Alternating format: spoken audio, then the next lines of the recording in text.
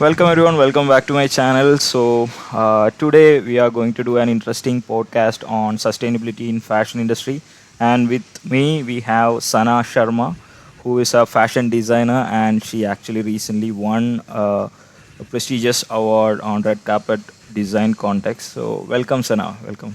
Hi, Deepak. Thanks for having me. Really looking forward to having this discussion with you. Great. So how does it feel regarding the award and like the things happen?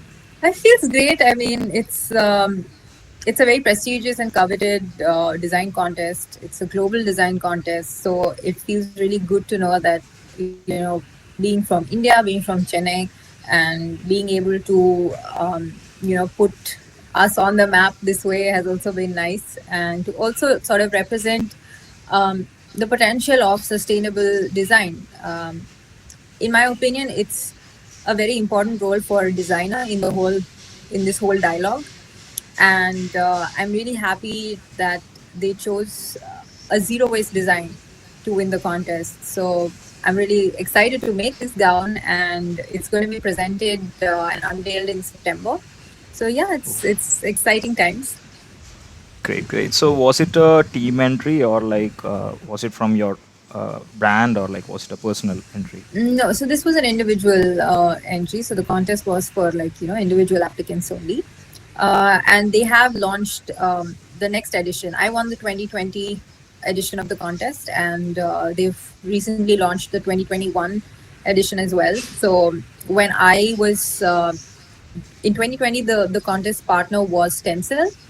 Tencel is a world-renowned leader in sustainable textile manufacturing.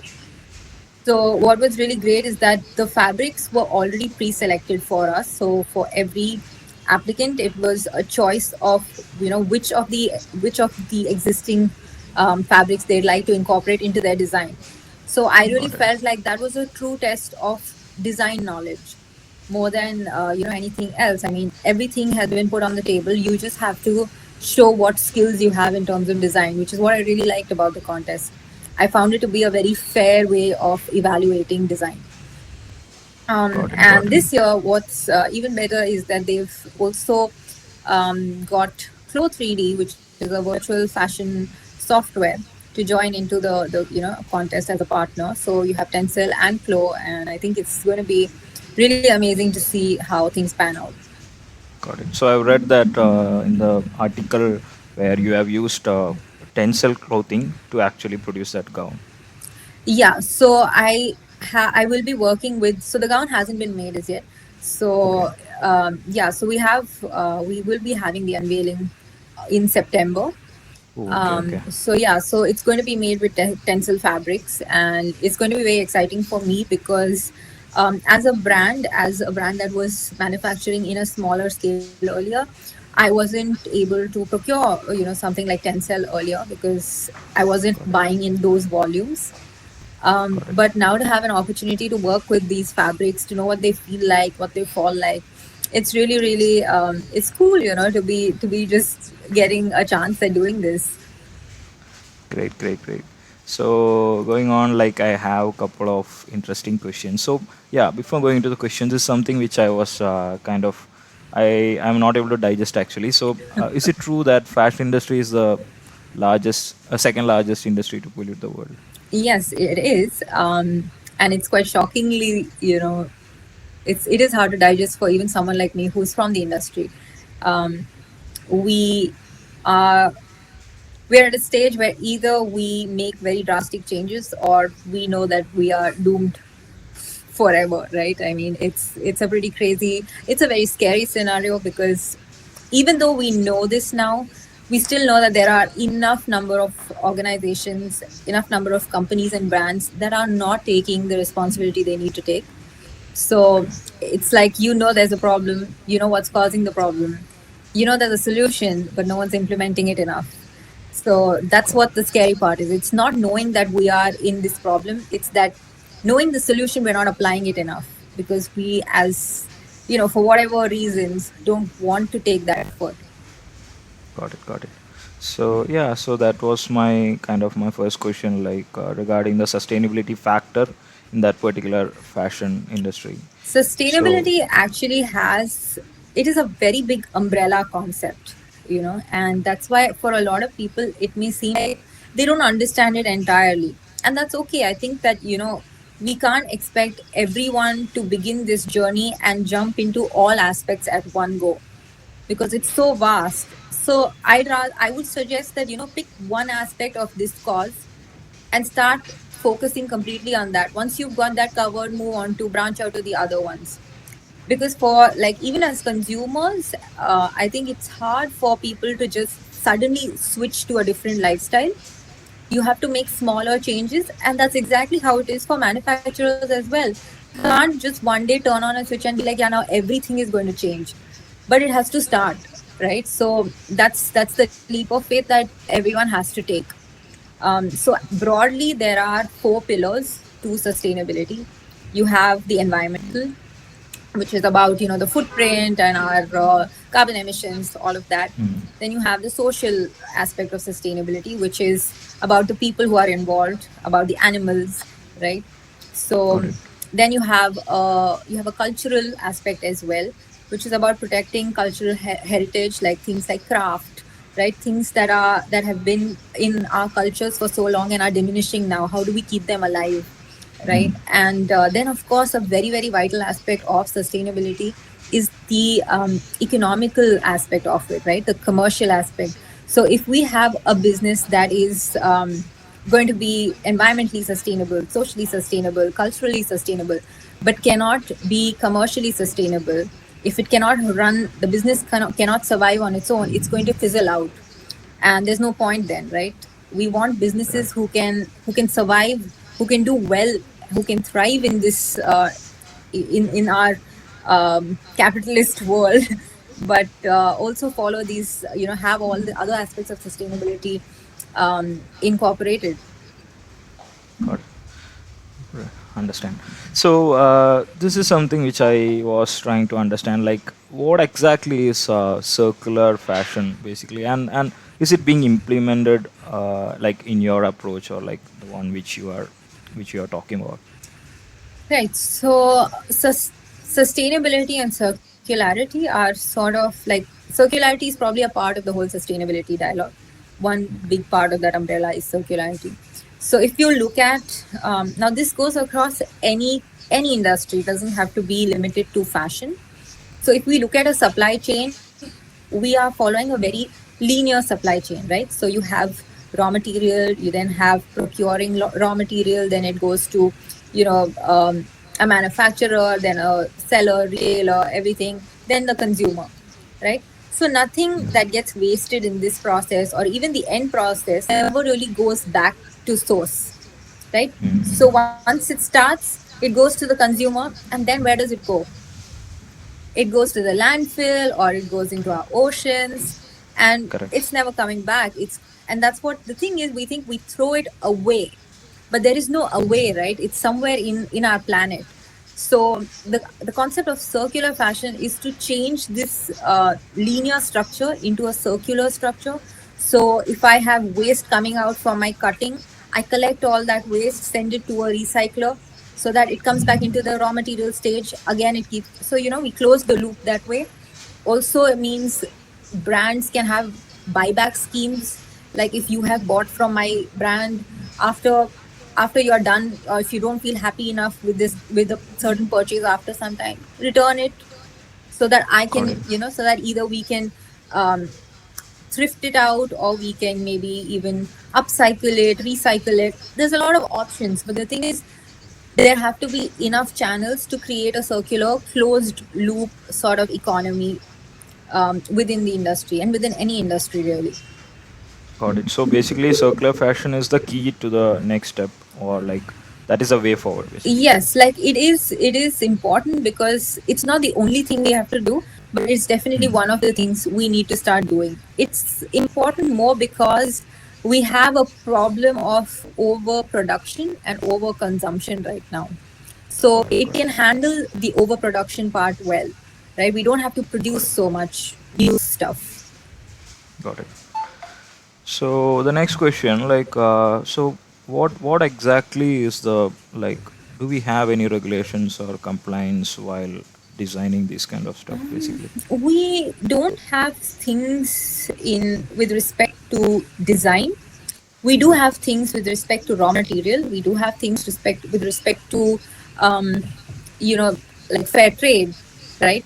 We do have fair wages. Those things are there. We do have organizations who are working on that, who are doing checks and inspections, and those things exist. Yes, but the sad thing is there are loopholes for big companies to exploit.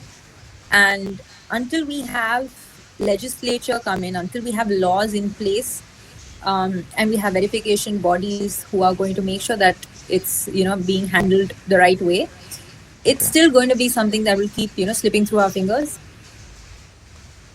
got it, So got it. yeah, so we do have a lot of advancement in terms of regulation and certification of materials. Like raw materials have really seen a lot of improvement. We have, even with respect to cottons, with respect to recycled materials, a lot of this is getting certified. There are proper inspections happening as well. So yeah, we are slowly inching towards it, but we need to start having it in all aspects of that supply chain, not just one. True. So in that regard, actually, like, do we have any key players actually being following or like planning to we in do this particular have space? we do have a lot of brands that are doing well. We have a lot of organizations. We have something called the fashion revolution. It's a global movement. You have even a fashion revolution in India. So Okay. what these communities are encouraging is building a network, because if we want to create change, we either start having a mass movement to actually make, or sort of pressurize the governing bodies to create some laws. So that's why these things are happening and they're working. There have been a lot of changes that have come about. We have a whole fashion revolution. There's a whole fashion revolution week, where consumers are encouraged to wear clothes that they have from a certain brand, whatever brand they want to wear, and they get to ask questions like, who made this garment, who made my clothes, where did you source my materials from, Okay. right? So questioning has become important, and we also have some really amazing work by the Ellen MacArthur Foundation. So there are a lot of people working on this, which is great news, because without them we'd be so lost, right? So Correct. it's Correct. it's it's a community that keeps building every day, and hopefully we will convert all the fast fashion lovers to appreciate what sustainable fashion is. Correct. It's happy to hear actually these Yeah. kind of initiatives which is being carried out. So, going on, like, this is something which, like as you said, like it's an umbrella term at this point, and we have sustainability score calculated for literally everything. Yep. So, how exactly sustainability score is calculated in a fashion designing or in a fashion domain? So it's basically a lot like what I said, right? You have the pillars that you are catering to. So where do you score within each pillar, right? Whether it's the social pillar, whether it is the environmental pillar, right? Whether Okay. it is so it's basically how what kind of practices you are following, and there is a lot of discrepancy also. I will have to say that we haven't standardized it enough, and there are, it's basically your word against theirs sort of thing. So Okay. it is going to be, there will be brands who will exploit this as well, simply Got it. because they have the means and resources to. So it is something that you have to really tread carefully on this as well. What I think is actually better than this is something called a life cycle impact. Okay. So a life cycle impact is when you actually have to give out all information about the supply chain, right? So let's say a T-shirt. You're wearing a T-shirt right now. The manufacturer of your T-shirt, if they have to calculate your T-shirt's life cycle impact, they have to put down every little process that went into making that T-shirt, right? Where was it sourced from? How many miles did it travel to reach to the manufacturer? How did it travel? What was the what kind of transportation? Everything. what kind of dye, color, all of that goes into that. And then you get a score of how much environmental impact this has made, and there's like a Got it. proper metric system to it.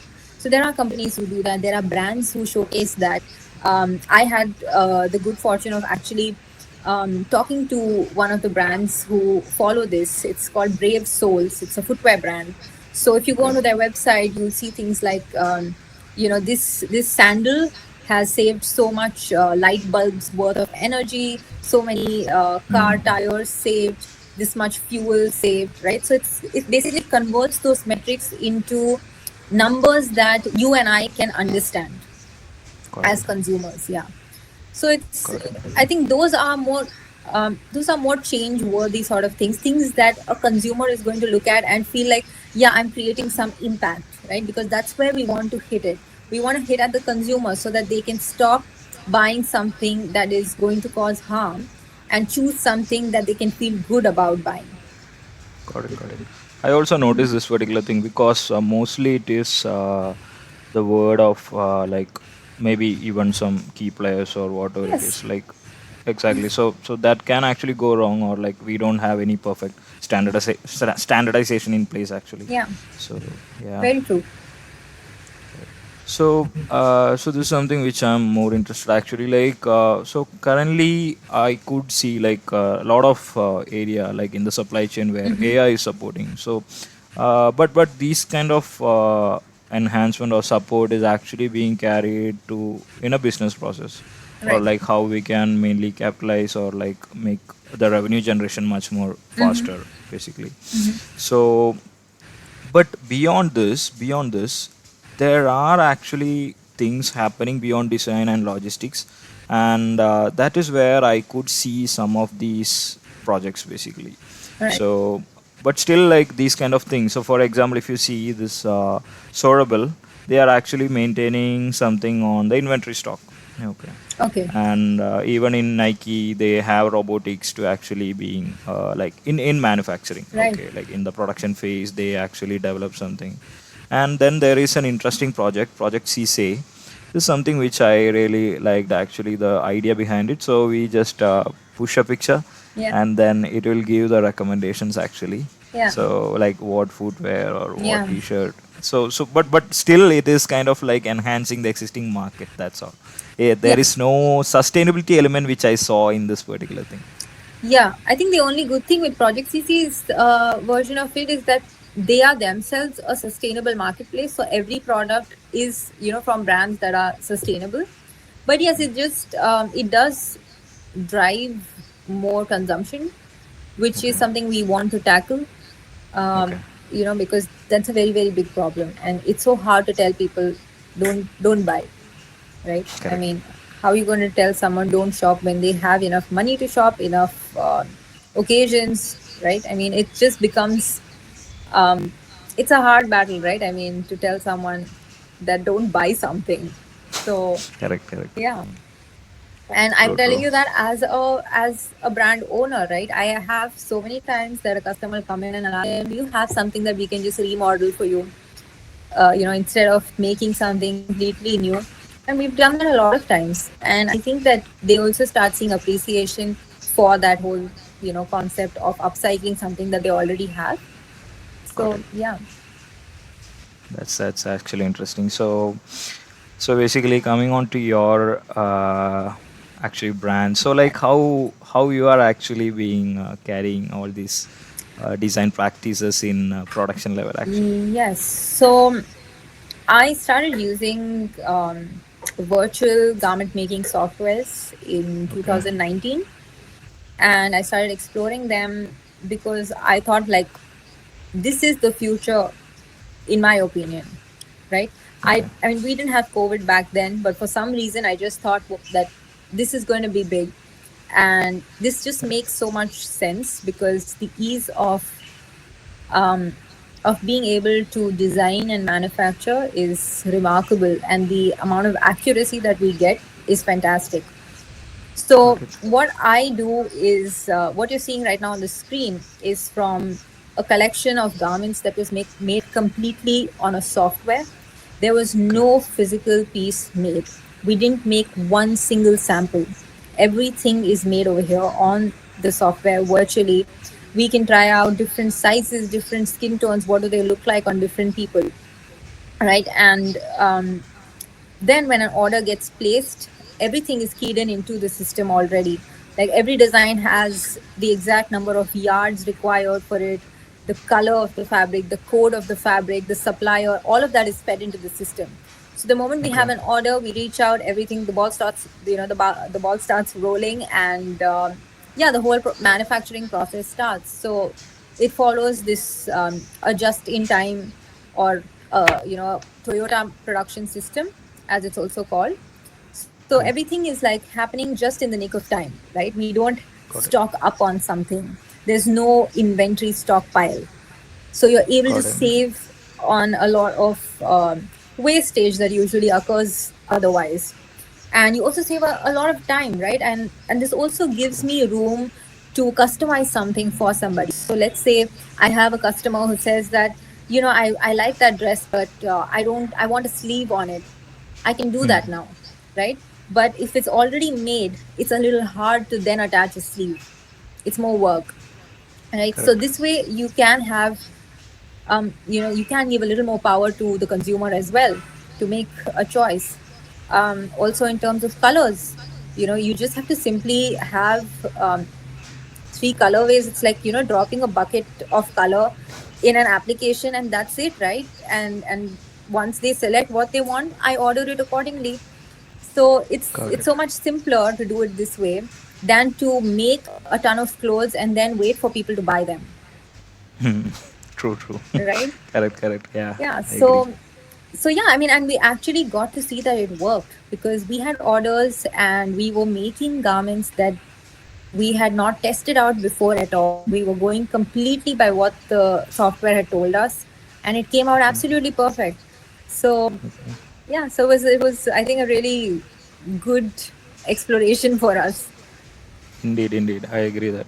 I have seen one interesting video also from your website actually. Yeah.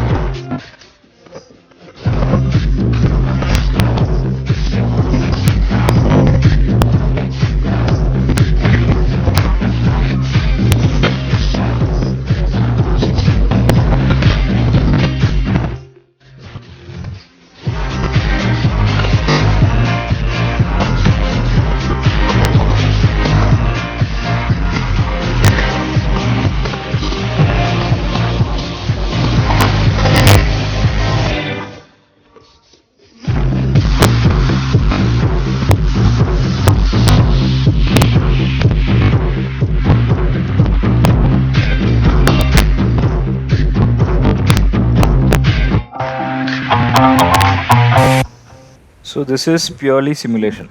Yes, completely Okay. simulated. Yes. Okay. And I just It's wanted to also, give you an idea. So if you go onto the website and if you go on, I think if you go on about, okay. About yeah. yeah, I think there will be sustainability. Yeah, Okay. I think it's on this page or on the overview. Yeah, so if you click on human kinetics, I mean, you can, run through all if you want, but Okay. Got it. right. So this is what I have been doing since 2019. Okay. Um, this is what I was initially using the softwares for. I would test the garment and see if it was worthy of human movement. Because when we're Hmm. designing, we are designing and we put these garments and test them for fit over a mannequin, over a dress form. Okay, the dress form is hard. It's not, I mean, our flesh is soft. Okay, it can move. It has, it's not like wood, it's not like Correct. metal. So there is that room that we need to provide for it as well. And our body moves. We have joints that need to move in order for us to have the human experience, right? So when we put things on a mannequin, we don't know if it's suitable for human movement. We only know that it fits when it's in a standing, stout sort of stance. But we don't know if would it be the same if the person was sitting. How do we test for that, right? How do you know if this is going to be comfortable enough for you to dance in, for you to run a marathon in, right? So I started doing these tests. These are like virtual garment fit tests that we do. Like there's a series of them that we do for every design to see if it's capable of handling the human experience, right? You should be able to dance in these and enjoy. Correct, correct. So True. it went from that to then evolving to completely making clothes on this. Great, great. This is great. Actually, I've never seen anyone researching this much to design the thing, as far as I know. Okay. Yeah, I think that's because we also associate garment making as something that is not a lot of brain work, right? We don't think of it as, oh, there's research that goes into it. But if you actually look at it, it's probably one of those things where so much physics is applied, in a way that I feel every designer is half physicist, because you understand the dynamics of the body, you're understanding how the kinetics of a human body work. How does the fabric fall from the shoulder versus how does it fall from, from your knee or from anywhere else? Just to know how gravity plays a role in all of this. Now, if I removed the element of gravity and I made the same clothes, it's going to dance all over you, right? So there's so much science behind it that we actually take for granted. And I don't like to take science for granted, so I like to enjoy exploring it. Got it, got it. There is something else I saw very interesting in this website. Actually, I could see some dress where it is clearly marked. Uh, 1 second, I think it is loading. Yep. Yeah. So I could see zero waste, upcycled. So, Yep. like, when it comes to the effort, like how difficult it is, or like how it's actually being implemented. So this is all the ones that you're seeing over here on the website right now. These are from a line that I call made from nothing. So these are actually, a lot of these are from saris that were pre-loved. Pre-loved is basically they were someone else's and they were not being used. They were just lying there. They were in perfectly good condition, but some of them were never even opened from the wrapping. Okay, Got it. so we collected this when the pandemic hit. I didn't have my production going on, right? So I was like, what am I going to do? I don't want to like shut down. So I have to keep myself engaged. I have to have something for people. And people aren't going to buy very expensive clothes at that time, right? So it has to be things that are affordable, but it still Got had to it. be sustainable because that's the ethos of what I do. So we started True. collecting saris from relatives, from friends, from the community, and we started upcycling them. So what you're seeing up there is upcycled saris, Okay. and they have a very very interesting way of how they are made. These are of course zero waste, so that means the whole sari got used, Okay. and it's so if you look at saris, there's usually one of a kind. Okay, so we wanted to celebrate how unique each sari is. So the story behind this line was that the sari would be laid down, we would lay it completely open, and I would decide based on the rhythm of its print, its colors, a piece of music or a song that I associated with this sari. Okay. We would play that song, and there are no lines that are drawn on it. There is nothing. I would just take scissors and I would just cut to the music. Okay. And that's the kind of garments we got. So Wonderful. yeah, so what's beautiful about it is that you realize that there's nothing really random in the world. Everything is actually planned. It's just that sometimes you are not able to see it. So for me, it became more like I was cutting. Basically, I am a medium, I am not a creator then. It is a conversation between the fabric, the sari, and the music. They are having a conversation, and I'm just the interpreter, right? So I think so these were very artistically made, which is why the end results were also very artistic. And what's so great is that they are quite affordable compared to what our other line is like. Okay, So there's so much meaning, so much art that goes behind it, and it's still so affordable.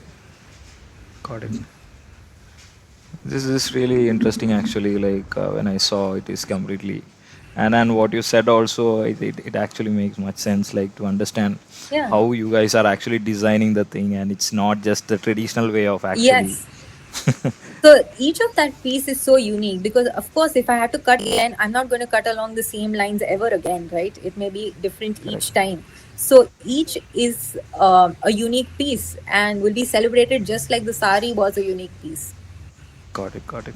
Got it. Yeah, this is really interesting actually.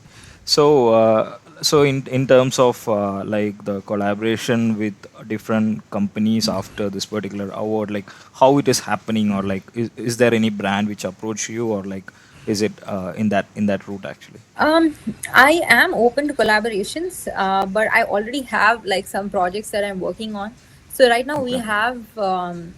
we have stockists who sell for like on behalf of us. We have marketplaces that we've onboarded onto. But what we want to do is, expand that and Okay. reach out to more and more marketplaces globally as well. Okay. So that this whole concept of sustainability, which is also having an element of glamour or high fashion, can reach more people. So yeah, I mean that is what the plan is like right now, and I'm also now looking at. So far you've probably only seen women's wear clothing on my platform, but I'm looking at now making genderless clothing. Okay. So it is for anyone and everyone. Um, Great. yeah, so it's baby steps. Great. Great. So you started on I think 2019, right? In theory, I started in 2018. Like that's when I was like, okay, this is my logo. This is gonna be my brand name. This is, I was just putting things down. But yeah, like I have a manufacturing setup and all that. That started only in 2019, and Okay. I call it the lab. Okay. It's not a unit or a studio. It's a lab because for me everything is science related. So I'm like, it's my lab. Okay. Great, great, great. No, no, really, really interesting actually to talk to you and to understand about the aspects basically. So I would like to thank you once again for having like for actually talking through like different topics in sustainability in this particular domain, and it's really knowledgeable actually the way you design the clothes and the way you actually nurture your brand as well. So I would like to thank you for that, and I wish you all the best for your all the Thank you. activities and everything. Yeah. Thanks so much, Deepak. This was such a Yeah. fun time to just, talk with you about all this. And I hope that your listeners had a good time as well. And Yes, yes, yes, indeed. Thanks a lot. Thanks a lot, guys. Then thanks. bye. Bye.